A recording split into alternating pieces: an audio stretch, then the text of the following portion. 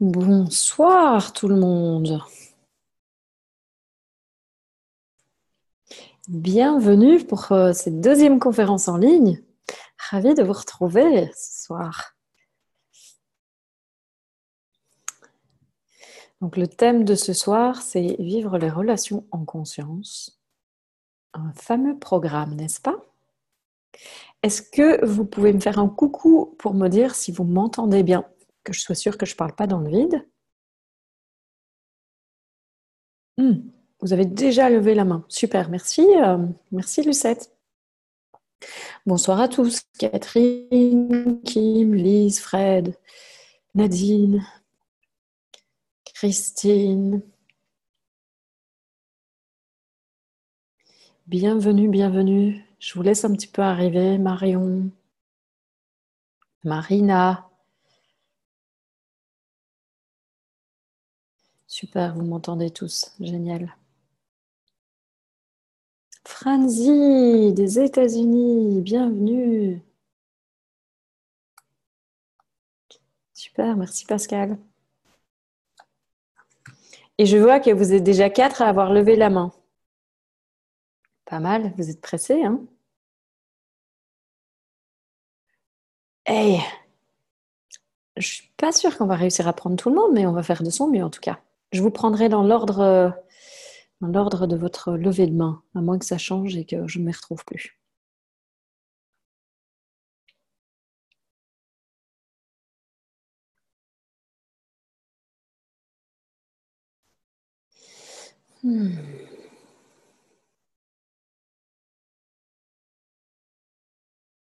Ok. Un beau programme qui s'annonce pour nous tous ici ce soir.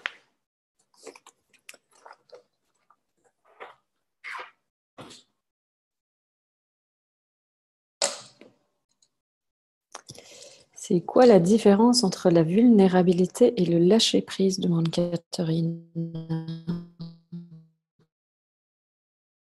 C'est une très bonne question.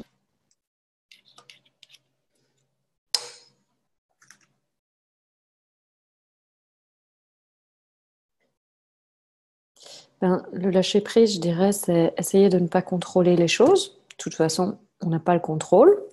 Donc, c'est plutôt se rendre compte, c'est essayer de ne pas faire en sorte que la vie aille dans une certaine, de se battre contre la vie en fonction de la direction dans laquelle elle va, d'avancer, d'avancer, pas chercher le lâcher prise, c'est pas quelque chose qu'on fait pour moi, parce que si on fait le lâcher prise, c'est du contrôle, c'est pas du lâcher prise.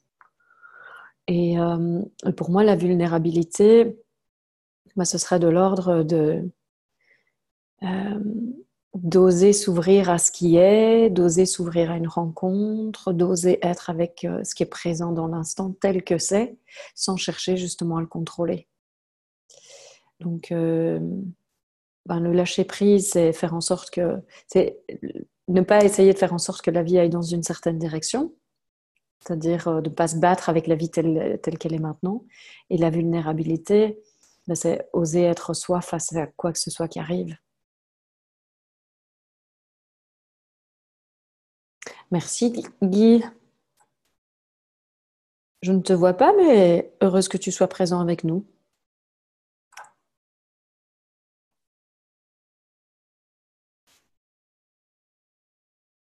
Donc, vulnérabilité, je dirais, dans quelques circonstances, quelques circonstances que ce soit, est-ce que je peux me laisser juste être moi, en fait? Ou est-ce que je pense que je dois me changer, je dois me travestir, faire en sorte d'être quelqu'un de différent, au lieu de pouvoir simplement me permettre d'être moi, d'ouvrir mon cœur, d'oser dire. Euh, mhm. Ouais, ne pas essayer de me changer. Ok. Alors, il y a Marina qui demande comment gérer une hypersensibilité. En fait, pour moi, justement, j'ai fait une vidéo il n'y a pas très longtemps, si tu veux la regarder sur mon YouTube, ma chaîne YouTube, sur je ne sais plus exactement c'était quoi le titre, mais dedans, en tout cas, je parlais de l'hypersensibilité. Je parlais d'une personne que j'ai accompagnée et qui se disait vraiment être une hyper grave, hyper sensible, qui arrivait à peine à prendre la parole. Et en fait, c'était juste quelqu'un qui avait beaucoup de blessures qu'elle n'avait pas rencontrées. Et au fur et à mesure qu'elle avance, ben, elle ne se prénomme plus, elle n'a plus besoin de se définir comme hypersensible parce qu'elle reconnaît simplement toutes ses capacités ben voilà, d'être consciente des choses, de savoir ce qu'elle sait, elle reconnaît ça. Et en fait, elle passe plus son temps à être envahie par ses émotions simplement parce que elle est allée voir les blessures qu'il y avait derrière et donc elle est beaucoup moins envahie par ce que les autres vivent et par ce que les autres ressentent. Et donc, voilà, comment gérer son hypersensibilité? Ben, moi, ce que je dirais, c'est aller voir les blessures qui vous habitent et puis prenez soin de ça. Et je pense que ça va déjà changer beaucoup de choses. Je pense qu'il y a beaucoup de gens qui s'appellent hypersensibles. Comme ça, ils ont l'excuse de dire que ce qu'ils vivent, c'est pas à eux et c'est à l'autre. Et c'est dommage parce que quand on met ça ailleurs, on n'a pas la possibilité de le dépasser ou de le transformer et donc d'être encore plus soi-même. Je pense qu'il y a deux choses dans l'hypersensibilité. Je crois qu'il y a le fait d'être débordé par ses émotions ou d'avoir l'impression d'être constamment envahi par des émotions ou de ressentir tout ce qui se passe autour de nous. Je crois que c'est un gros piège. Parce que la plupart du temps, quand on n'a pas vraiment regardé ce qui se passait en nous, ce qu'on ressent à l'extérieur, c'est vraiment ce qui se passe en nous et qu'on essaie de se persuader que c'est à l'extérieur, que c'est chez les autres, que c'est l'énergie des autres, la sensibilité des autres, les émotions des autres. Mais tout ce à quoi ça nous rappelle, c'est au nôtre. Et puis l'autre côté, c'est se rendre compte quand même qu'il y a aussi, on est conscient de plein de choses. Et ce qu'il y a, c'est que quand on ne rencontre pas nos blessures, ben, on ne rencontre pas non plus nos dons.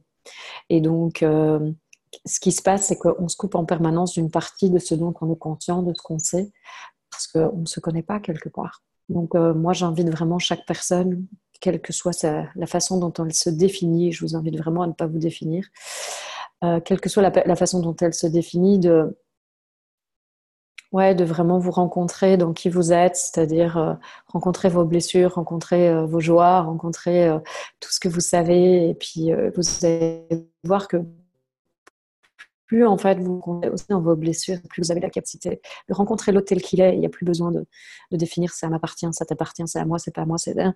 Et on voit que quand on est ensemble, de toute façon, c'est ni à l'un ni à l'autre. C'est dans la relation que c'est créé. Et donc, quelque part, si on peut chacun prendre sa responsabilité par rapport à ce qu'on vit et qu'on prend chacun sa part, c'est fabuleux ce qui peut se passer. Je crois que ça va faire vraiment partie d'aujourd'hui aussi de ce qui peut être dit aujourd'hui dans la relation, c'est aussi pouvoir dire ok, je suis responsable de ce que je vis, de ce que je crée, de toutes les interprétations que je fais, de ce que je vois, de ce qui vient à ma conscience, comment je fais pour grandir avec ça et arrêter de projeter sur l'autre et chez l'autre tout ce qui se passe.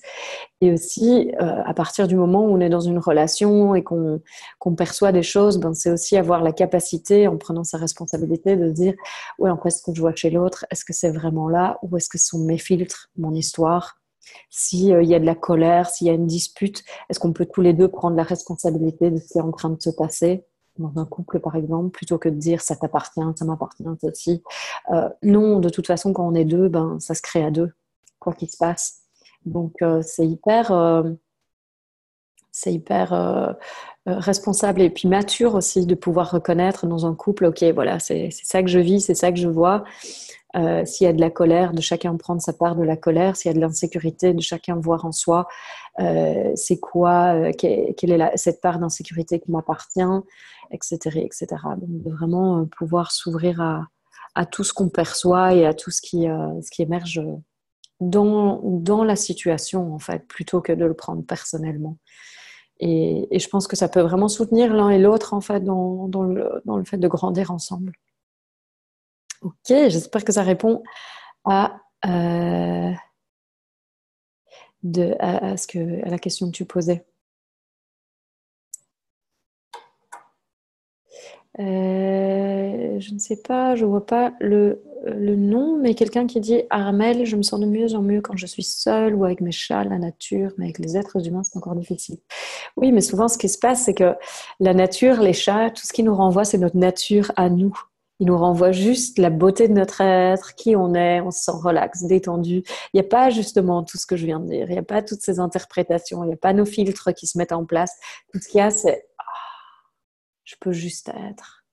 Et vous allez tous peut-être pouvoir sentir qu'en effet, dans je peux juste être, ok, c'est Francie, quand je peux juste être, je me sens bien, évidemment, parce que c'est notre état naturel, être. Et puis après, on croit qu'on doit se rétrécir et qu'on doit devenir quelqu'un plutôt que de se laisser être soi. J'avais justement une discussion comme ça aujourd'hui avec une personne que je coach, un homme qui fait un chemin, je trouve absolument magnifique justement pour se permettre d'être lui et de se reconnecter avec sa masculinité. C'est vraiment super beau avec sa puissance d'homme. Euh, et c'était vraiment ça, c'était de voir comment jusqu'à présent dans sa vie, il a essayé de correspondre à qui il pensait qu'il devait être, à ce que sa mère voulait, à ce que les autres voulaient, et comment il a répété ça en permanence dans ses relations. Et qu'en effet, il ne peut pas trouver de sérénité à cet endroit-là, et puis même aujourd'hui, il se sent appelé vers quelque chose de tout à fait différent. Et même si ben voilà, c'est quelqu'un qui est dans le développement personnel, qui a aussi des activités, des choses comme ça. Ben, il y a un endroit où c'était pas possible en fait de pouvoir juste se laisser être lui. Et donc même par rapport à ça, s'il y a une grande ouverture à cet endroit-là, là où il se sent appelé aujourd'hui dans sa vie, ce qui habite, ce qui vibre en lui, mais ça part dans une toute nouvelle direction. Donc de nouveau, c'est un grand lâcher prise. Il n'y a pas de contrôle parce que s'il suit ça, son envie, son désir, il ne sait pas où il va. Mais à chaque fois dans sa vie où il s'est laissé suivre ça et que quelque part, on va dire, donc il a lâché prise, pour répondre encore à Catherine et donner un exemple concret, il a lâché prise sur le fait de vouloir que sa vie aille dans une certaine direction, il a suivi ce qu'il sentait en lui, et à chaque fois qu'il s'est ouvert à cette grande vulnérabilité de ne pas savoir, et de juste être lui, et s'ouvrir à cette joie, et au mouvement qu'il habite, à chaque fois, la vie, quelque part, est venue avec le vent sous ses ailes et l'a emmené et lui a toujours donné tout ce dont il avait besoin. Et donc, c'est de voir ça. Et quelque part, c'était vraiment mon invitation aujourd'hui de est-ce que tu peux reconnecter juste à ta nature profonde, en fait, de voir que peut-être tu n'es pas la personne que tu pensais être, et que du coup, ça a l'air d'être prendre un risque que de partir, prendre un risque d'avancer vers ce qui vibre en toi, parce que ça semble être l'inconnu, mais c'est peut-être plus connu que ce que je peux te dire. Et de pouvoir simplement s'ouvrir à ça, c'est incroyable ce que ça peut rire comme parce que c'est vraiment le plus important, c'est d'être vous. Et après, vous allez en faire un job, vous allez en faire n'importe quoi, peu importe ce que vous faites avec. Ce qui est important, c'est que vous arrêtiez de vous couper les ailes, que vous arrêtiez de vous couper les bras et les jambes pour essayer de rentrer dans une boîte qui est la boîte de qui vous pensez que vous devez être et de plutôt oser être vous. Et si vous ne rentrez pas dans la boîte, peut-être qu'il n'y a pas à vous mettre dans une boîte. Peut-être que juste être vous, c'est bien. Et si ça semble être complètement fou aux yeux de tout le monde, oui, c'est courageux et ça demande beaucoup de vulnérabilité que de pouvoir aller dans la direction que nous, on sent dans notre cœur, qui peut aller à l'encontre de tout le reste. Et si courage et vulnérabilité, c'était en fait quelque chose qui se vit main dans la main et non pas quelque chose qui est complètement opposé. Donc, voilà. Ok, je vous propose qu'on se lance. Ah, attendez, je vois... Se laisser être soi, c'est aussi renoncer à une relation difficile et souffrante avec un enfant. Je ne comprends pas la question.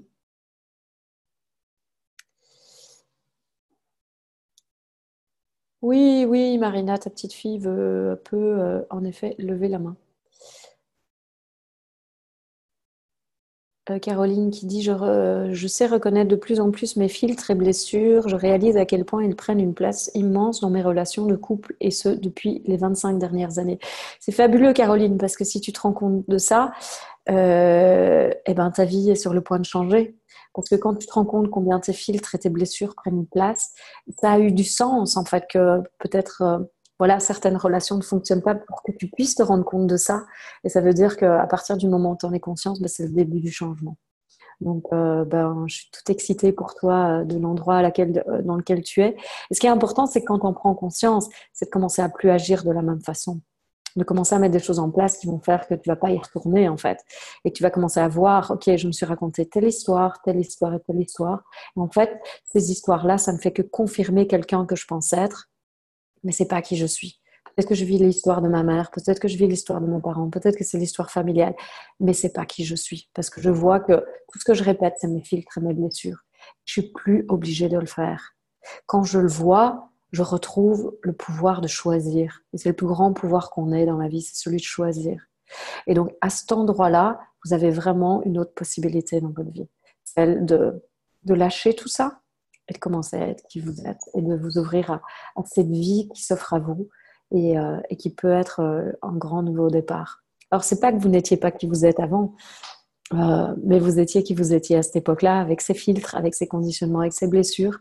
Et c'est pas pour ça que vous devez continuer à vivre avec. Alors, bien sûr, vos blessures, elles vont faire partie de vous de toute façon, mais elles doivent pas en permanence guider le chemin ou mener la danse. Vous pouvez à un moment, elles font partie intégrante de vous, ça fait aussi la femme ou l'homme que vous êtes, et c'est ça qui fait aussi la beauté de qui vous êtes. Elles vous ont certainement appris quelque chose, et vous pouvez maintenant avancer avec ça. C'est ça qui est magnifique, vous savez, je ne sais pas si vous avez vu la newsletter que je vous ai envoyée hier, mais je vous disais que je vivais un profond effondrement et je trouve que c'est juste fabuleux parce que j'ai énormément pleuré ces derniers jours et je trouvais ça génial parce qu'avec chaque larme que je verse, j'ai l'impression de juste me retrouver encore plus et je sentais que toutes ces pleurs, c'est pas du tout de la tristesse en fait, c'est quelque part, c'est comme si je regagne encore des parties de moi, comme si ces pleurs viennent encore faire lâcher des pans de ma vie, lâcher des défenses, lâcher des murs derrière lesquels je m'étais barricadée et tout est en train de s'effondrer. Et je trouve ça juste fabuleux de voir toute la beauté et tout l'amour qui est juste là derrière et qui ne demande qu'à se vivre. Et quelle est la femme qui se révèle, quelle est la douceur qui se révèle, ce nouveau chemin peut-être qui se révèle, de aussi ne pas savoir, de pouvoir être dans cet endroit où wow, j'ai aucune idée d'où je vais là maintenant. Et c'est chouette, ok, c'est là que je suis. Et c'est bon de pouvoir s'ouvrir à ça. Donc, n'ayez pas peur. Ok, alors, on va avancer. Ah, pop, pop, pop. Attendez. Et alors, j'ai vu Pascal qui avait levé la main la toute première.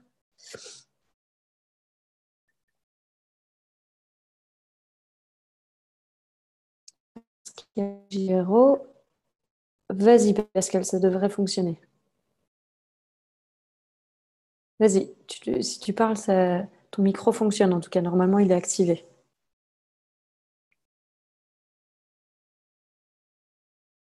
Mais je ne t'entends pas.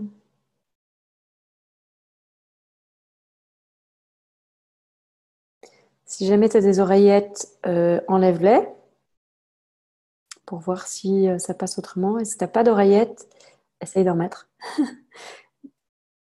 Je vois pas ce que je peux te proposer d'autre.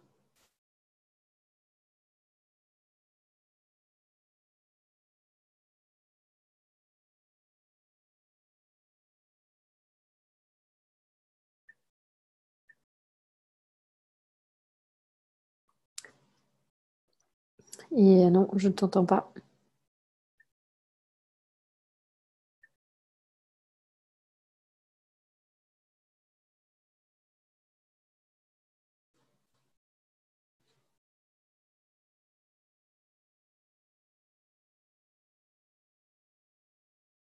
T'as pas d'oreillettes, tant pis. Euh, ok, mais je peux pas t'aider. Je ne sais pas ce qui se passe de ton côté. Désolée, Pascal. Tu peux toujours écrire. Tu peux toujours demander. Tu peux toujours écrire ta question. Et puis, j'essaierai d'être attentive à ton chat. Alors, il y avait Nicolas qui avait levé la main. Donc, je vais faire plus ou moins dans l'ordre. Vas-y, Nicolas. Il suffit que tu actives. Ça devrait marcher normalement. Voilà, c'est parti. Oui, bonjour, tu m'entends? Oui, bonjour Nicolas. Oui, je t'entends très Bonjour. bien. Là, ma question est un peu compliquée. C'est que Vas-y. là, le mois prochain, donc ça fera un an que j'ai perdu ma fille Violette de 3 ans. Ok. Et c'est vrai qu'aujourd'hui, je suis complètement perdu. Alors, je cherche mon chemin Hmm. dans différentes directions, mais, mais aujourd'hui, je sais pas si mes directions sont bonnes, si ce que je fais est bien et est-ce que je vais réussir un jour à sortir la tête de l'eau, moi, avec ma femme et mon autre enfant. Donc, Vous avez un autre enfant? alors, pas en commun, justement. D'accord. C'est parfois ça qui est très difficile, justement, puisque ma compagne, c'était son seul enfant aujourd'hui. Mhm. Et du coup, c'est assez compliqué Hmm. là-dessus. Et du coup, beaucoup de craintes, beaucoup de peur dans le couple, dans ma vie avec mon fils et même par rapport à moi, beaucoup de peur et d'inquiétude. Donc, voilà, alors je cherche par la méditation, par la spiritualité, par beaucoup de choses, mais je cherche vraiment à garder les pieds sur terre, c'est ce que je fais, mais tout en essayant de trouver moi mon chemin vers Violette Hmm. et en ayant ma famille près de moi. Mhm. Et, et du coup, je voulais savoir si tu avais quelques conseils par rapport à ça, par rapport à ce que je peux expliquer. Mhm. Ouais, déjà, je suis désolée d'entendre que tu vives cette expérience.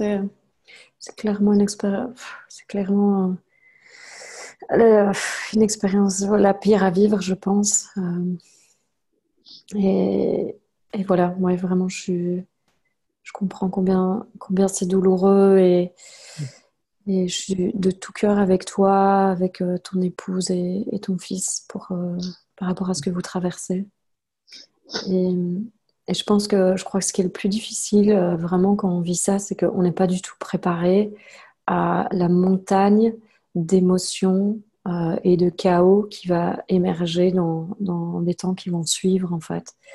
Ça part souvent dans tous les sens. On comprend pas trop qu'est-ce qui fait que parfois on a l'impression de plus réussir à fonctionner. Et puis c'est vrai, le couple, c'est pas toujours évident non plus. Il y a plein de personnes qui arrivent à traverser ça ensemble, et c'est sûr que ça peut vous rapprocher, comme ça peut faire l'inverse. Et je pense que s'il y a une faiblesse dans le couple déjà au départ, c'est sûr que de vivre ça, ça pourrait être ce qui va faire que ça bascule et qu'on n'y arrive pas à rester ensemble.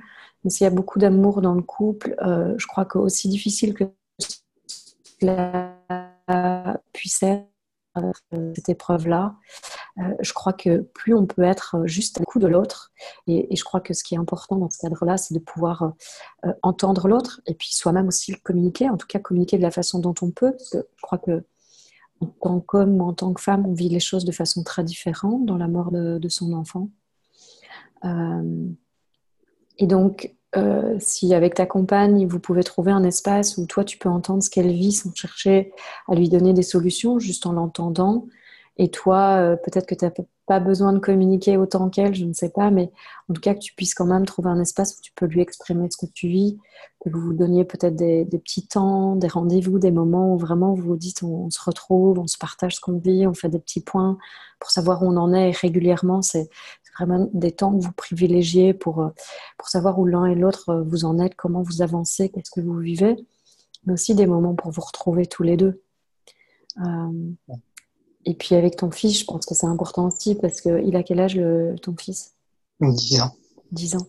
Ben voilà, c'est aussi un choc pour un enfant, c'est aussi un grand vide, de pouvoir aussi avoir des espaces où lui peut parler avec vous deux, mais peut-être aussi juste avec toi, parce que voilà, il a peut-être plus besoin de son papa encore. Mais ce qui est important surtout, c'est que tu te fasses confiance dans ce que tu fais. Ne doute pas que tu fasses quoi que ce soit qui est mauvais en fait. Euh, Ce que je pense qui est fort, c'est que la douleur est tellement intense et la souffrance est tellement rude que c'est sûr, on a envie de trouver un moyen de ne plus la sentir. On a envie de trouver quelque chose qui va faire please, please, please, faites que je sente plus ça, quoi. C'est trop, trop. Et, et je pense que euh, la méditation peut être une belle façon de te retrouver avec toi-même et peut-être même d'être en contact avec Violette aussi. Parce que c'est sûr que quand tu te connectes avec Violette aujourd'hui, Ça dépend de tes croyances et tout, mais en tout cas, pour moi, quand j'ai parlé à mon fils dans les années qui suivaient, ce que j'ai remarqué après, au cours de mon chemin, c'était combien ça m'a reconnecté à moi, en fait. En lui parlant et en gardant un contact avec lui, ça m'a pas amené à maintenir un lien avec lui que souvent certaines personnes appellent pas sain et qu'il faut absolument le laisser partir. Moi, j'ai pas eu cette impression-là, en fait. J'ai l'impression que de lui parler, de garder un lien avec lui, ça m'a montré, en fait, qu'il y avait, au-delà de la mort physique, il y avait un lien et une communication qui ne s'arrête jamais. Et ça m'a aussi amené davantage vers moi-même. Et ça m'a permis vraiment de me sentir soutenue et de voir à des moments où c'était difficile, de pouvoir lui poser des questions, de voir parfois ce que lui vivait aussi. Et puis euh, de reconnecter avec ce qui ne meurt jamais en moi, en fait. Et pour moi, ça, c'était important. Et n'importe quelle méditation ou méditation bien précise par rapport à... Et moi, j'ai pas de technique spécifique, en fait. Pour moi, la méditation, c'est simplement je m'assieds et je suis. Et je me laisse être. J'essaye pas de contrôler quoi que ce soit. J'essaie même pas de contrôler mes pensées. Euh, Aujourd'hui, c'est pareil. Quand je médite, je m'assieds et je suis. Je reste là, quoi. Euh, donc, voilà. Pour moi, c'est ça la méditation. C'est juste me laisser être.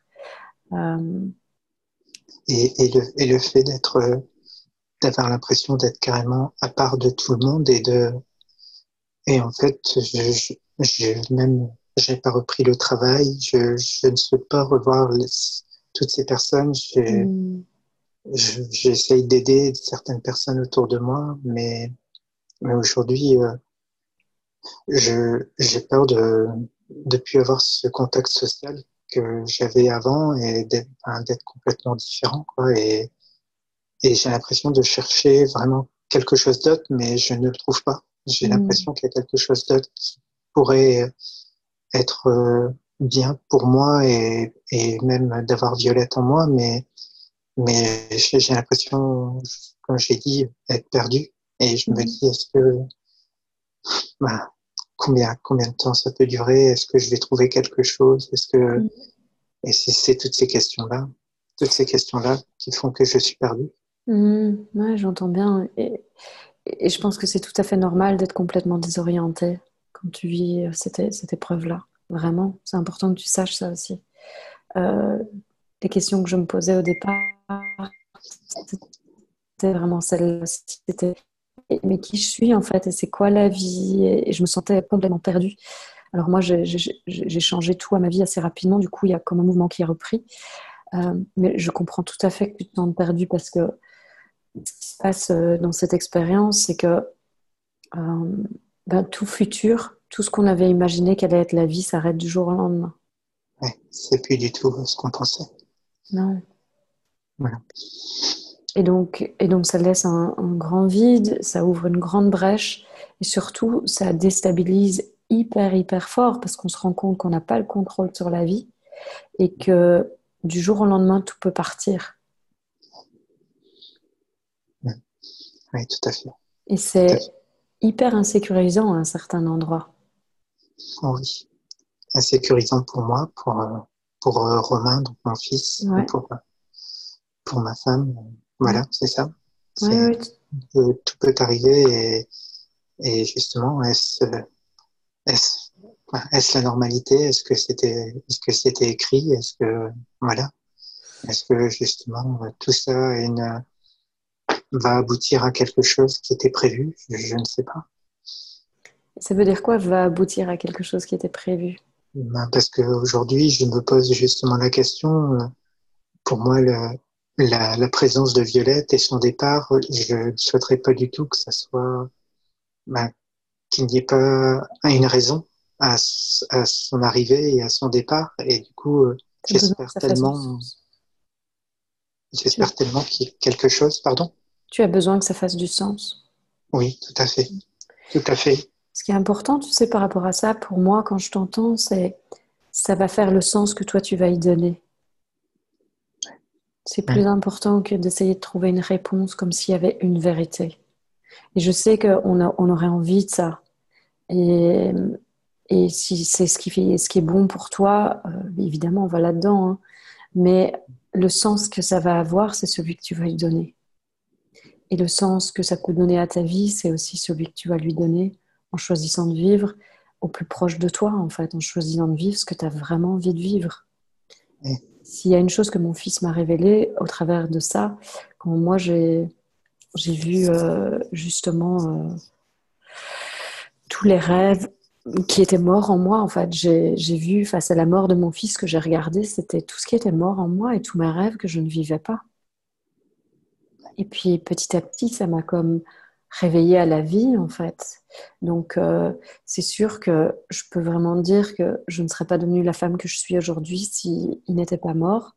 Et bien que si on me disait tu repars et tu reviens demain, est-ce que tu revis la même chose? Non, tant qu'à faire, si je peux pas le vivre, ce serait OK aussi.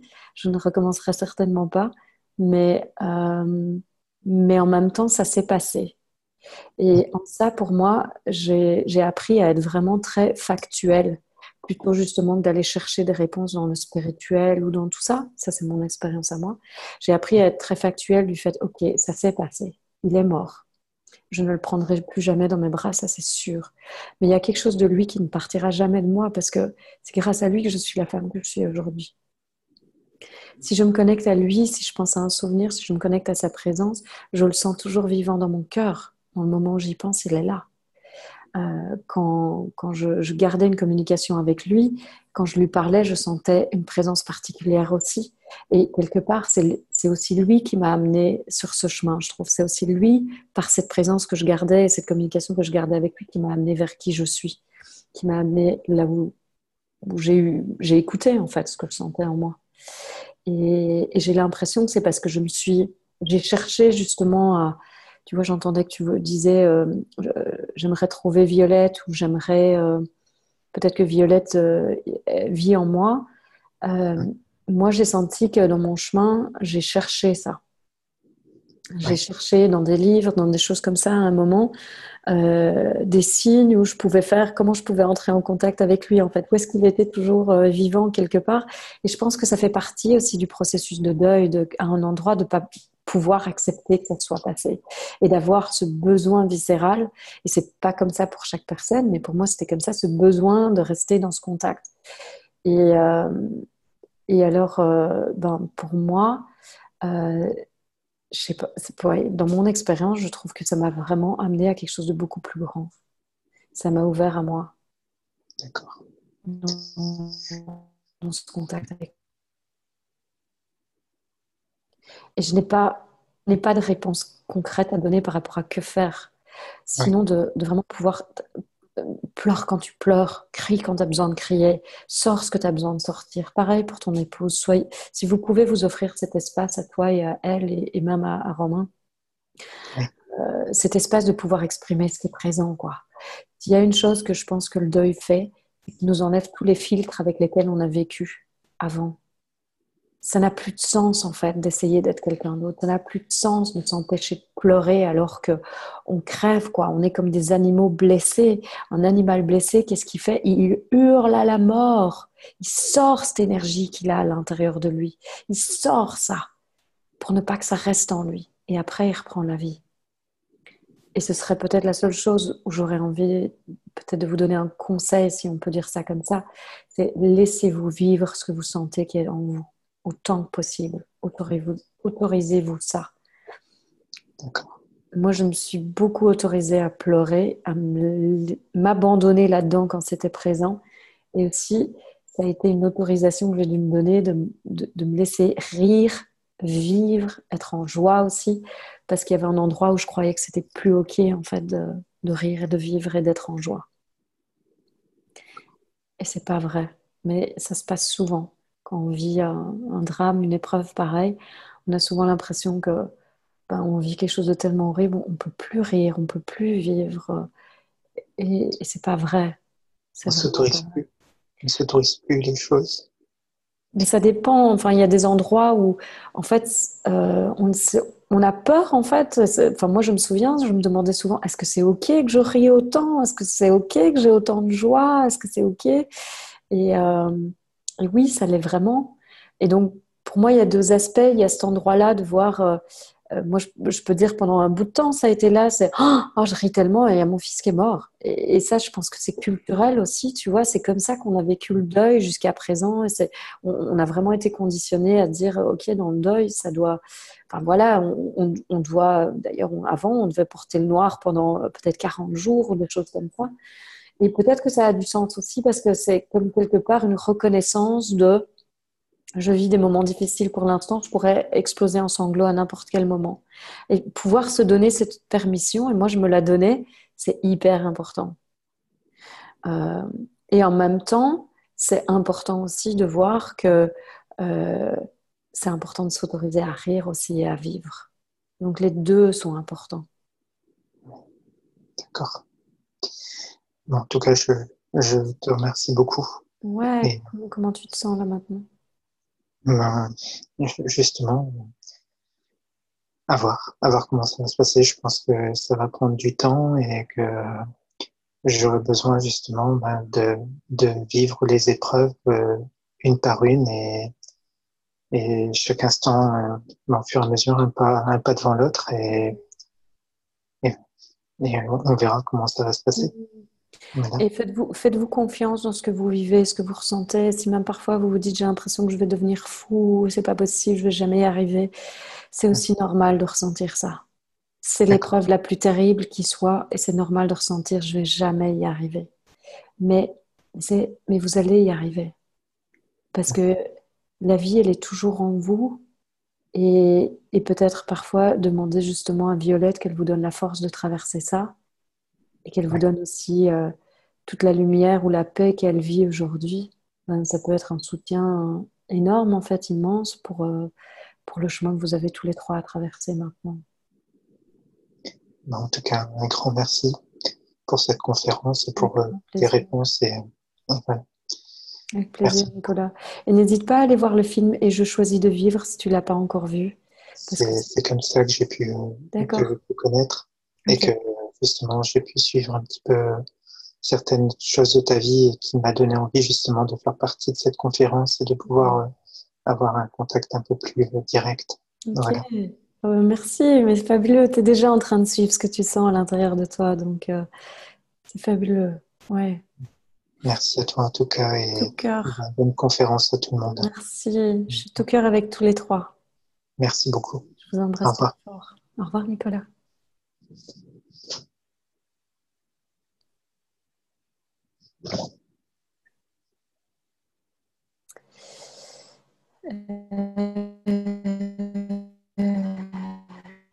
Puis il y avait Famille. Vas-y, Famille, tu voulais dire quelque chose?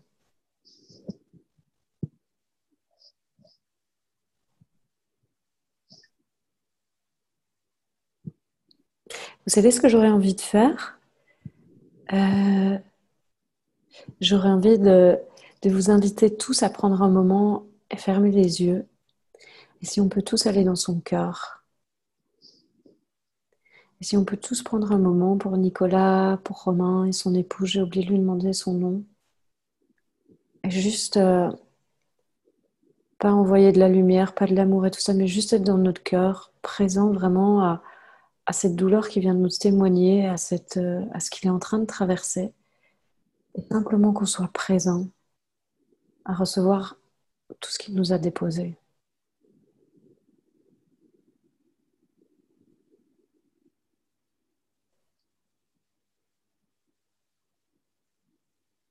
Parce que c'est un vrai cadeau que de pouvoir se montrer dans cette vulnérabilité-là. Et c'est un cadeau pour nous, la recevoir vraiment. Et chacun pouvait être touché par notre humanité toute simple, en fait.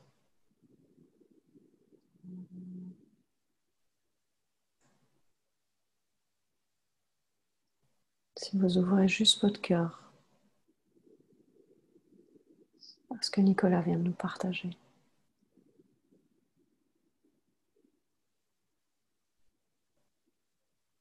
Puis on peut inclure Violette dedans aussi.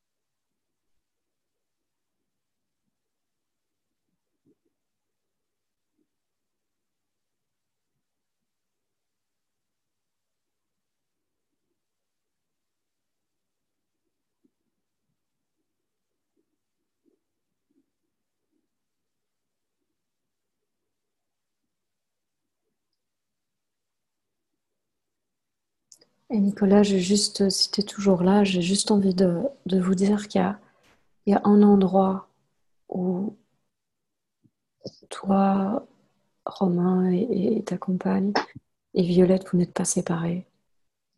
Un endroit où vous êtes toujours ensemble.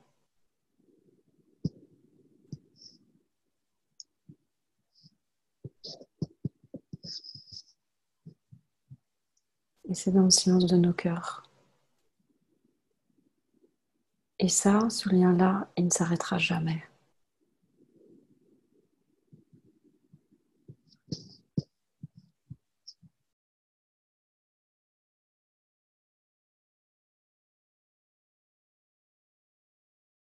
Merci.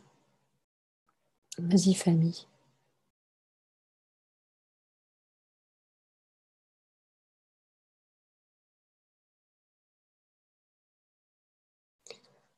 Est-ce qu'il y a quelqu'un derrière famille? Juliette, ta compagne. Avec grand plaisir.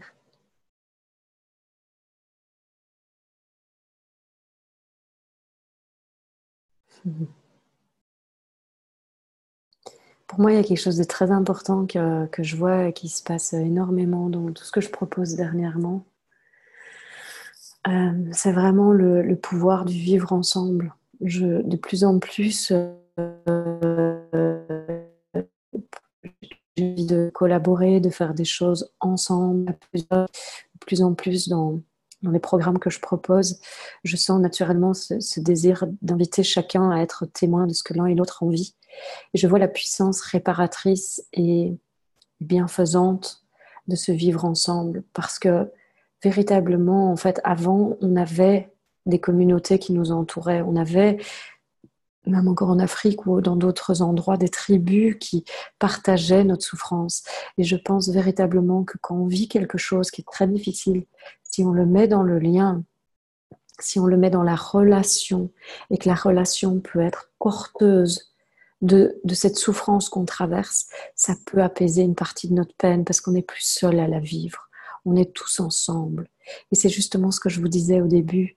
À partir du moment où il y a quelqu'un qui rentre dans mon champ de conscience, qui vient dans ma vie, quelque part, cette personne commence à faire partie de moi. Et ce que cette personne va faire émerger chez moi ou ce qui va émerger chez elle, à partir du moment où ça entre dans ma vie, ça fait partie de moi aussi.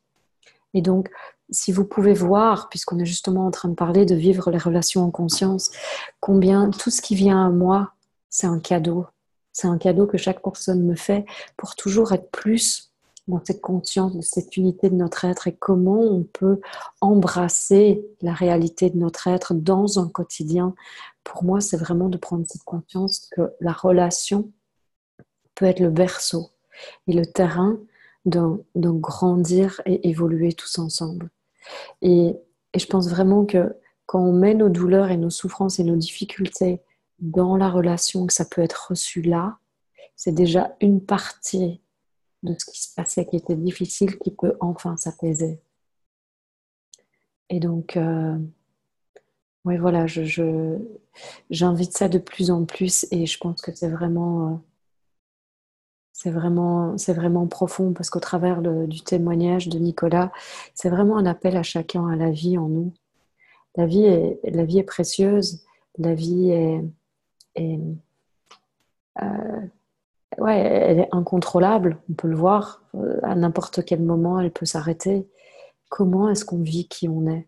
Comment est-ce qu'on reste accroché à des petites choses ridicules dans nos relations, pour des disputes dans notre travail, avec des collègues, avec n'importe qui, simplement parce qu'on veut avoir raison, qu'on veut défendre sa position ou son identité, alors que véritablement, ça n'a pas lieu d'être. Et je pense que entre hommes et femmes, si on arrivait davantage à mieux se comprendre, à savoir comment fonctionne un homme, comment fonctionne une femme, et à pouvoir se laisser être simplement qui on est, plutôt que d'essayer de faire en sorte que l'autre pense comme nous, et que l'autre voit les choses comme nous, et que l'autre devienne comme nous, eh bien, je crois qu'on aurait beaucoup à y gagner, on pourrait devenir des véritables partenaires de vie. Et ça, c'est vraiment, pour moi, c'est vraiment une aspiration qui est présente depuis très très longtemps. Et c'est quelque chose qui me semble important dans notre société aujourd'hui, de davantage entendre tout ce qui se dit plutôt que de juger et de voir comment ça vient toucher une partie de moi aussi. Comment ce qui se partage à tel endroit ou à tel endroit, ça vient peut-être me parler de mon insécurité à moi, de mon désir d'autre chose, de mon appel à vivre ma rêve, à vivre ma vie, à oser. Et c'est ça que la relation a la possibilité de déclencher chez chacun.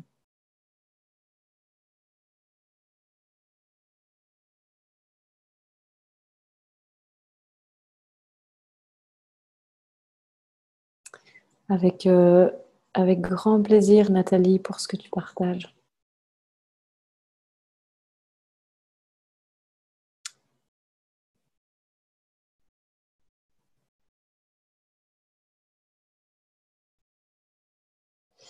Ok.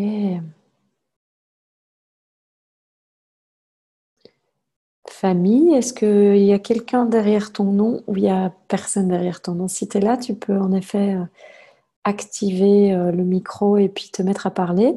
Sinon, je vais donner la parole à quelqu'un d'autre.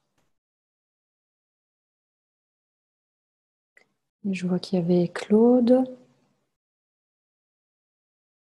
Ok.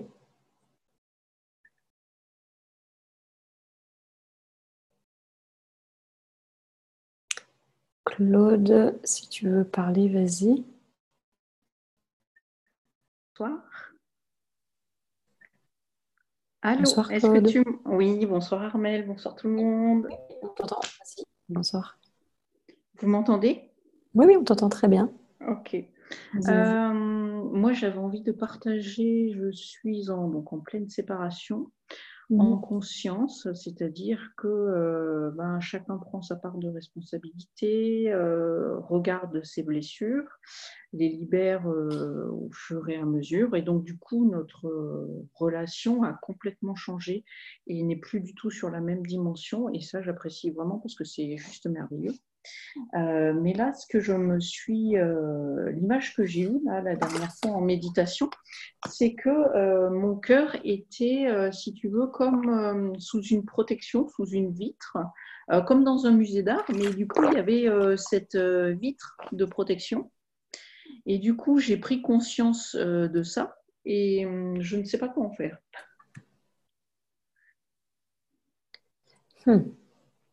Ok.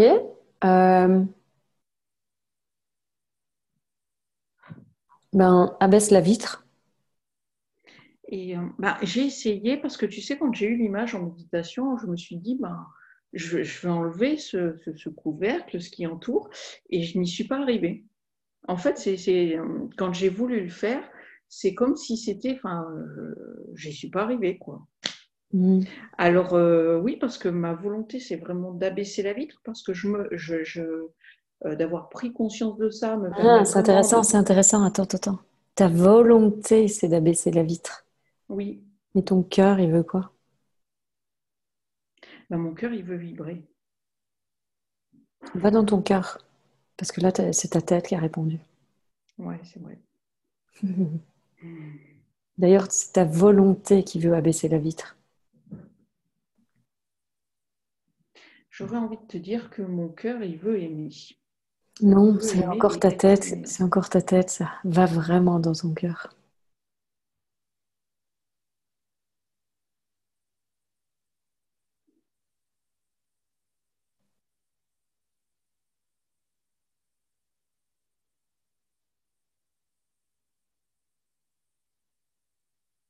Ben, je sens ces battements là, hein. Mhm. Donc il est bien là, il est bien vivant. Mhm. Est-ce que tu peux déjà sentir comment ton énergie a changé juste de vraiment te connecter à ton cœur? Ouais, tout à fait. C'est déjà une première étape. Parce qu'au moins, tu peux sentir la différence entre ta tête et ton cœur. Mm, tout à fait. Et donc maintenant, quand tu connectes à ton cœur, qu'est-ce qui te vient naturellement? Ouvrir. Est-ce que tu peux voir déjà qu'il y a pas de vitre qui fait que tu n'arrives pas à te connecter à ton cœur? Oui, Tu as réussi à t'y connecter. tout à fait. Là, il n'y avait pas de vitre. Tout à fait.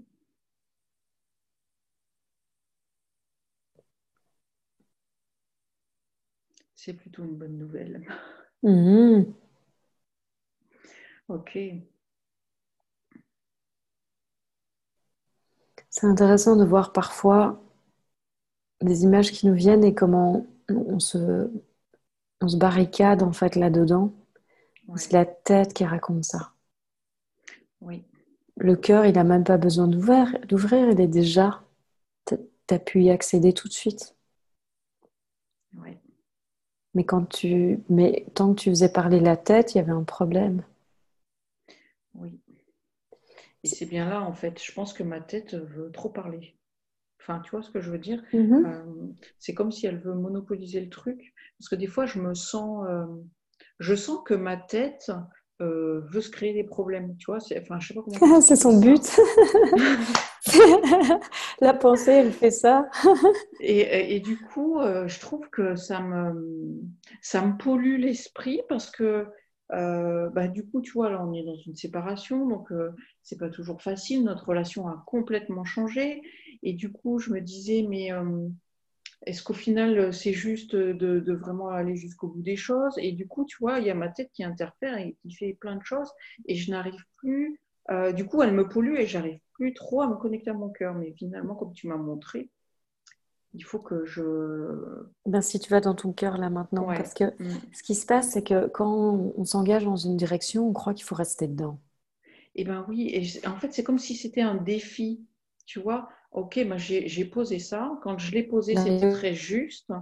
Et là, vu que tout bouge, mais à allure grand V et pour l'un et pour l'autre, je me suis dit, mais est-ce que c'est encore juste d'aller jusqu'au bout des choses? Et mais du coup, peut-être pas. ben, Parfois, il y a des choses qui et doivent se ouais, mettre en place juste pour permettre un changement, et c'est pas pour mm, aller au bout. ouais, Et c'est important aussi de pouvoir reconnaître ça. ouais, ok. Et du coup, en fait, je me disais, alors tu vois, ça doit être certainement une croyance parce que je me sentais hermétique par rapport à lui. Euh, et c'est après que j'ai vu cette vitre. Et du coup, je me suis dit, ben voilà, je suis hermétique à lui, donc il y a un truc qui fait que, tu vois, c'est comme si je m'étais blindée en fait, et qu'aujourd'hui, ben, je voudrais enlever tout ça pour pouvoir vraiment, réellement communiquer de cœur à cœur avec lui et voir effectivement si on doit aller jusqu'au bout ou pas.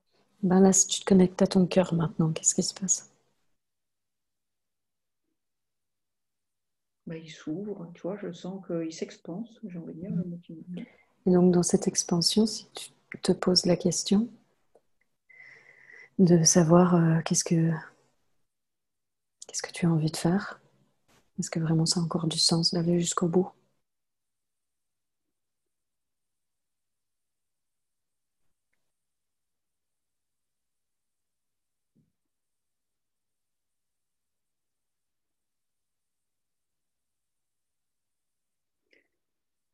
Je te dirais que ça vibre dans les deux, tu vois. Si je me dis est-ce que je veux le quitter ou est-ce que je veux rester, ça vibre dans les deux. Peut-être qu'il y a une autre façon, peut-être il est important de faire un rituel pour clôturer quelque chose, sans pour autant nécessairement terminer la relation, qu'il y a en effet quelque chose peut-être que vous avez besoin de quitter, une façon d'être ensemble qui ne vous convient plus, pour pouvoir vous retrouver, vous réouvrir, et donc c'est ni l'un ni l'autre, et c'est les deux. Parfois c'est important, enfin pas parfois, c'est important d'apprendre à penser hors de la boîte, hors de l'habitude. On pense souvent que c'est où. Je reste ou je pars. Oui, et c'est et on ça. n'imagine En fait. pas qu'on puisse, je pars et je reste.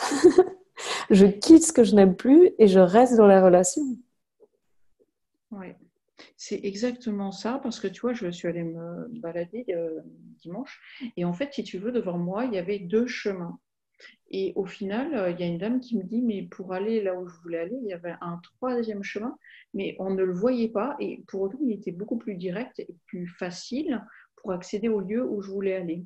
Et donc, j'ai vraiment pris conscience de ça, que tu vois, il y avait mes deux chemins qui étaient restés et qu'il y en avait un troisième, mais je n'arrivais pas à le voir. Et quand tu me dis, bah, je quitte et je pars, au final, c'est peut-être ça, ce troisième chemin. Ouais. Je quitte ce que je veux plus et je reste avec l'homme. Je le rencontre en fait. Parce que c'est vraiment ça pour moi, la relation en conscience, c'est la possibilité d'une vraie rencontre. C'est-à-dire, je quitte mes filtres, je quitte mes blessures, je quitte toutes mes projections sur l'autre, je quitte tout ça pour enfin rencontrer l'autre. Et pour moi, la rencontre, elle peut se passer que si je vis dans mon cœur. Tant que je suis dans ma tête et que j'ai des jugements sur l'autre, je ne l'ai pas rencontré. Ce que je me raconte à son propos, j'ai beau être aussi intuitif que je veux, ce que je me raconte à son propos n'est pas vrai. C'est dans ma tête.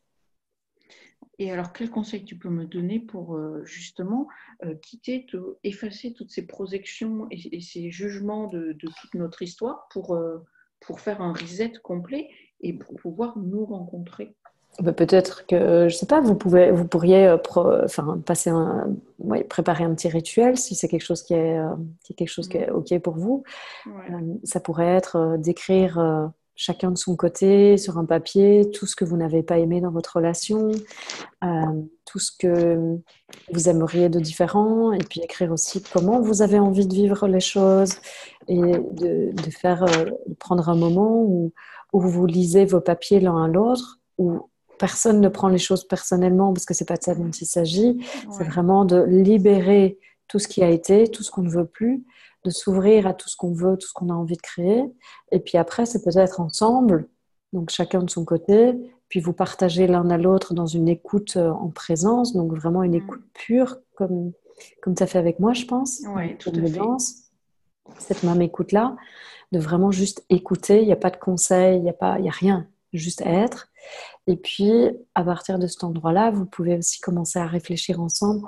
Ok, quand j'entends que toi, tu as besoin de ça, voilà ce que moi, j'aimerais répondre à ça. Quand moi, j'entends que tu as besoin de ça, voilà comment j'aimerais être pour pouvoir répondre à ça. Voilà comment j'aurais tendance à réagir, que j'ai tellement plus envie. Et qu'en fait, vous réfléchissiez vraiment avec honnêteté à qui vous êtes aujourd'hui et comment vous avez tendance à réagir et comment vous aimeriez réagir différemment. Et pour moi, la relation, le couple, c'est vraiment un espace où on peut servir l'autre, en fait, c'est-à-dire se soutenir l'un l'autre qui on est, à être le meilleur de soi et à grandir l'un et l'autre. Et je pense qu'il y a deux choses que vous pouvez faire par rapport à ça. C'est aussi prendre un temps en silence l'un avec l'autre, juste un temps où vous êtes juste quelque part en face l'un de l'autre et juste à vous regarder et peut-être à vous tenir simplement les mains, mais en silence. De pouvoir laisser s'ouvrir un espace où il n'y a pas besoin de mots. Et au-delà des mots, c'est les cœurs qui parlent. Et vous commencez par ça pour que vous ouvriez cet espace du cœur d'abord. Ok. Et vous pouvez choisir de la durée que vous avez envie de prendre. Enfin, faites comme vous avez envie, créez votre rituel à vous, tu vois. Soyez originaux, soyez créatifs, soyez qui vous êtes. C'est vraiment l'instant idéal pour vous laisser être qui vous êtes. Soyez comme si vous vous rencontriez au premier jour et dites-vous que oh, waouh, c'est le moment le plus important de notre vie. On ne sait même pas ce qui se passera derrière ça. Mm. Merci. Avec plaisir. Merci. Tiens-moi au courant Oui, ou pas, c'est comme tu veux. oui, mais je te dirais, mais Ça aujourd'hui, marche. tu vois, je suis incapable de savoir dans quelle direction ça va aller. Mhm. Donc, bah, écoute, je suis ravie de ça parce que on en a fait beaucoup des rituels, je lui en ai proposé beaucoup. Mais Ouais. c'est vrai que cette écoute euh, que tu proposes et d'ouvrir cet espace de cœur pour que chacun puisse balayer, libérer tout ce qui nous pesait, tout ce qui ne nous convenait pas, tout ce qui a pu nous faire souffrir pour rencontrer, tu vois, cette idée, ça me parle, ça me résonne. Mhm. Ouais. Donc, Et tu sais, tu peux même sortir de la question est-ce que je reste ou est-ce que je pars? C'est pas la question en fait. oui, j'ai bien C'est pas la compris que c'était vraie pas la question. question. Oui, j'ai bien compris ça, que On a c'était pas trop la vraie tendance, je question. pense, dans notre société à prendre le raccourci. Ça ne va pas, je pars. Mm. Ou ça ne va pas, j'ai déjà tout essayé. Mais je pense pas, en fait. Je crois que on a perdu le sens de l'engagement la plupart du temps dans notre société. Et je trouve ça triste. Du coup, on passe son temps à se quitter et à recommencer les mêmes histoires après. Oui, Et, et moi, je pense vraiment que l'engagement, c'est quelque chose de très fort qui peut, dans les situations les plus douloureuses, les plus difficiles, comme nous parlait Nicolas, qui peut vraiment nous apprendre énormément de choses et nous permettre de nous rencontrer, nous, et rencontrer l'autre d'une façon tout à fait différente. On peut ouvrir un nouvel espace de la relation. Pas la relation comme on l'a connue avant, où on était engagé à la vie et à la mort et il fallait absolument rester parce que c'était la seule sécurité qu'on avait. Non, que ce soit un vrai choix. Mais aujourd'hui, c'est comme si parce que avant il y avait un engagement qui était comme forcé, on n'avait pas trop le choix que de rester. Aujourd'hui, on a perdu tout le goût de cet engagement vrai et profond qu'on peut vivre. Et je trouve que c'est tellement, tellement important de se souvenir que c'est important de choisir chaque jour d'aimer à nouveau la personne. C'est pas quelque chose qui chaque jour je choisis de l'aimer à nouveau. Chaque jour, je choisis d'être une nouvelle personne, de pouvoir être celle que je suis dans mes relations, dans chacune de mes relations, d'ouvrir mon cœur et ouvrir mon cœur. Et je dis toujours, même quand on a eu le cœur blessé, on a la possibilité de vivre le cœur fermé. Et du coup, en effet, on n'aura plus le cœur blessé, mais on va vivre avec un cœur de pierre et on risque de passer à côté de plein de choses. Ou on peut prendre le risque d'avoir le cœur brisé encore et encore et encore, mais d'être vraiment en vie. Et ça, je pense que c'est une vraie question que chacun doit se poser. Qu'est-ce que je veux pour ma vie? mm. Tout à fait, je suis entièrement d'accord avec toi, ça résonne beaucoup ce que tu me dis. Merci. Ouais, avec plaisir. Merci à toi, Claude. Merci. Merci pour ton partage.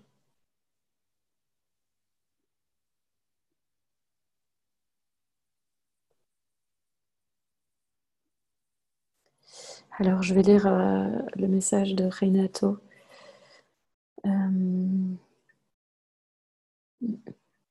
J'ai perdu 2 enfants de 4 et 7 ans en même temps. On souffre en proportion de ce qu'on sait accaparer, approprier ses enfants pour soi-même. C'est comme un vol. Alors, alors on sent qu'on a perdu quelque chose. On souffre pour soi-même parce qu'on ne s'aime pas. On aime beaucoup ses enfants et pas soi-même. Les enfants servaient à boucher un trou d'amour. Eux sont heureux là où ils sont. C'est l'ego qui pleure sur lui-même, sur sa misère personnelle. Ça passera quand on se détache, quand on relâche ses enfants qui ne nous ont jamais appartenu. Ouais, magnifique, Renato. J'entends que tu as fait un beau chemin par rapport à ça et même, oui, tu nous partages la souffrance qui était présente et ta réalisation par rapport à combien tu as vu que c'est un peu, quand tu parles, j'entends un peu le poème de Khalil Gibran qui dit nos enfants ne sont pas nos enfants et que en effet souvent on pleure autant l'être disparu que la partie de nous-mêmes qui est morte avec lui et, et oui en effet je pense que ça nous fait ouvrir et avoir à faire face à énormément de choses en nous quand on vit une expérience pareille qu'on prend conscience peut-être ce trou béant qu'on a à l'intérieur de soi, qui n'est pas dû uniquement au vide de la perte de l'enfant. Mais c'est magnifique d'entendre le chemin que tu as fait. Merci.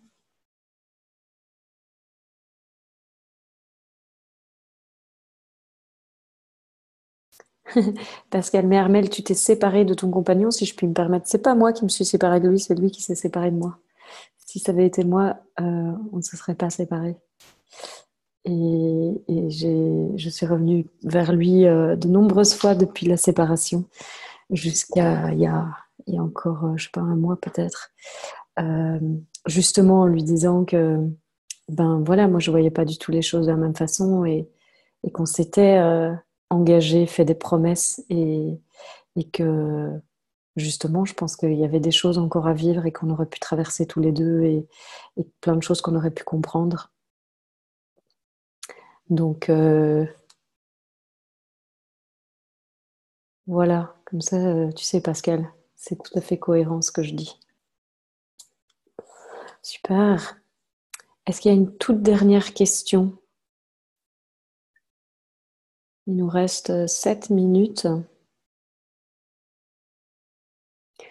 dit souvent qu'il faut être bien avec soi pour être bien avec l'autre. C'est ok. Cependant, je ne trouve plus ça juste d'être seule. Ça n'a plus de sens pour moi. J'ai le souhait profond de continuer ma vie avec un amoureux à mes côtés. Oui, Nanou. Et en même temps, ta réalité aujourd'hui, c'est de n'avoir personne. Donc la première étape, de ce que je comprends. Donc la première étape, c'est déjà de voir que pourquoi est-ce que qu'est-ce qui fait qu'aujourd'hui tu choisis de n'avoir personne alors que ton souhait le plus profond, c'est d'avoir quelqu'un dans ta vie.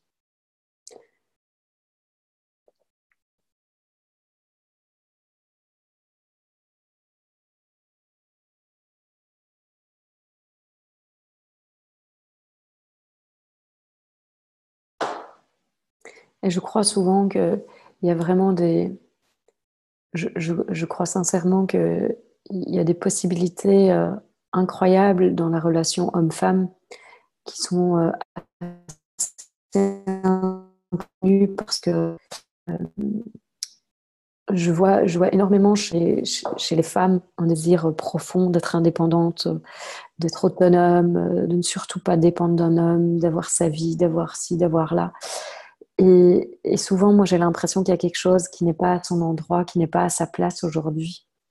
Et je trouve ça un challenge, et pour la femme et pour l'homme, que chacun trouve sa place aujourd'hui dans notre vie, dans notre monde, dans comment créer un véritable partenariat l'un avec l'autre, plutôt que d'être en fait dans des restes du féminisme encore, où je trouve qu'on porte on porte les pots cassés. Moi, je suis pas du tout féministe, et je trouve que si ça a ouvert des portes, ça aussi, ça en a aussi fermé pas mal, je trouve, parce qu'il y a énormément de colère qui a émergé de ça envers les hommes.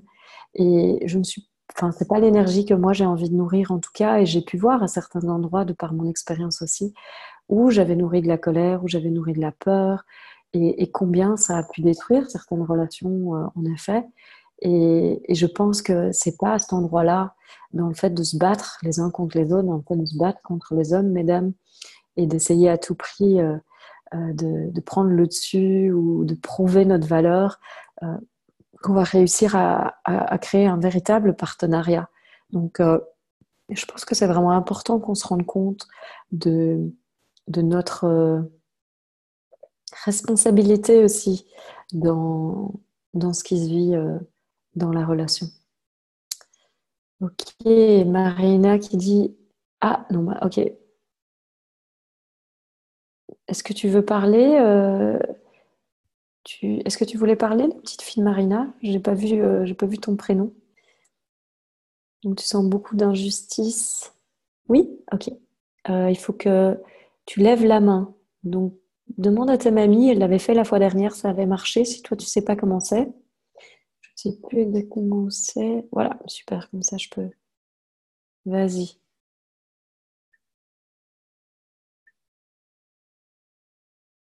Vas-y, c'est bon, ton micro est ouvert. Vas-y, vas-y. Bonjour, Bonjour, c'est comment ton prénom? Amy. Amy, bonjour Amy, bienvenue. merci. Vas-y, Euh, dis-moi. En fait, avec ma mère, on a une relation très très dure Mhm. et je sens beaucoup d'injustice entre mon frère et ma mère parce qu'ils sont beaucoup plus proches et du coup, je- j'ai beaucoup de colère envers ma mère et du coup, on se crée beaucoup dessus. Mhm. Et on n'arrive pas à se dire les choses et à se dire l'amour qu'on a entre nous. Mhm. Donc, tu es consciente de l'amour que tu as pour ta maman Oui, et tu es consciente aussi de l'amour qu'elle a pour toi? euh, Pas toujours. pas toujours. Ouais. T'as- C'est quoi ton expérience? Tu as l'impression qu'elle aime plus ton frère que toi ou qu'elle est pas... C'est quoi ton expérience? Elle Explique-moi. a beaucoup plus de complicité avec mon frère et Mhm. j'ai l'impression que elle apporte beaucoup plus d'attention à mon frère que à moi. Ok. Et tu lui as déjà dit ça? Euh, oui, mais on n'arrive pas à se parler, du coup, c'est compliqué de se dire les choses et elle comprend pas tout, forcément. Qu'est-ce que tu aimerais vivre avec elle? Parce que si tu lui fais une demande concrète, ça pourrait être plus facile, tu vois. Si tu lui dis, maman, j'aimerais, je sais pas moi, qu'on aille prendre une glace ensemble, qu'on aille faire les boutiques ensemble, tu vois, que tu lui donnes des actions concrètes, de lui dire, voilà le temps que j'aimerais passer avec toi, pour avoir des moments à toi. Et que tu lui demandes, tu lui fasses des demandes concrètes de, c'est quoi tes besoins à toi, Lémi? C'est d'avoir plus de complicité et qu'elle ait un peu plus d'affection parce qu'elle montre pas forcément son affection envers moi. Mhm. Et comment est-ce que toi, tu peux lui montrer ton affection? Parce que tu vois, souvent, on demande à l'autre quelque chose que nous-mêmes, on ne donne pas. Et on se dit, bah oui, mais je vais pas le donner parce que l'autre me le donne pas.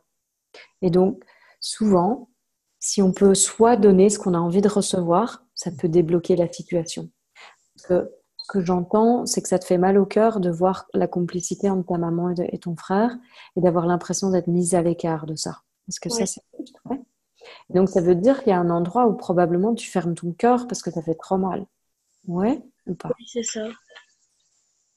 Mhm. Quand forcément, après, tu n'arrives plus à communiquer avec elle parce que tu lui en veux et tu penses que c'est de sa faute en plus si tu as mal au cœur. Ouais. Oui. Mhm. Et des fois, quand on se dispute, du coup, j'arrive pas à lui parler ou à lui dire ce que je ressens. Du coup, je me renferme dans la nourriture et Et tu manges pour ne plus avoir mal. c'est comme si je mangeais mes sentiments en fait. Ouais, c'est ça. Ouais, je comprends tout à fait. Ouais, ouais, j'entends.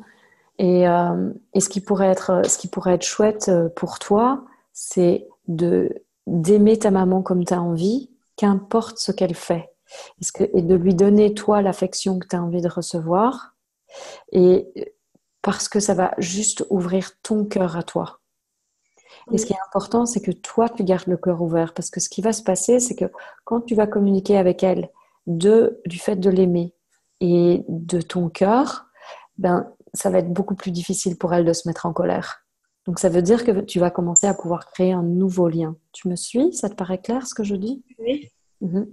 Et donc, si toi, tu ouvres ton cœur en l'aimant et en allant lui faire un câlin, en lui demandant aussi, maman, est-ce qu'on va faire une promenade un quart d'heure dans le village ou je ne sais pas où tu habites, en lui faisant des demandes très concrètes par rapport à ce qu'on passe. Et eh bien, potentiellement, je pense qu'il y a des choses qui peuvent se débloquer à cet endroit-là parce que tu vas plus laisser ta colère prendre le dessus, tu vas choisir d'aimer par-dessus tout. Que oui. tu vois, et ça va changer la relation. Ok. Ça fait du sens pour toi ce que je dis? Oui, Mhm. Ok. Tu me tiendras au courant? Tu demanderas à ta mamie de me dire comment ça s'est passé? d'accord. Merci beaucoup. Avec plaisir. Merci, Émilie, d'avoir pris la parole. C'est très courageux.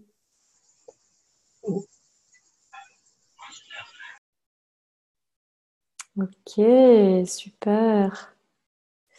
Merci à tous pour cette soirée, pour vos questions. Merci à chacun. Euh, d'avoir partagé ce que vous vivez, ce qui vous habite. J'espère que cette heure quart passée ensemble vous aura apporté des réponses, aura permis à certaines choses de se déposer ou à vos cœurs de s'ouvrir. En tout cas, je pense véritablement qu'il y a quelque chose qui peut se passer de différent, mais ça peut se passer que si vous vivez dans vos cœurs, pas dans vos têtes. Et les histoires, comme vous avez pu le voir ce soir, elles se passent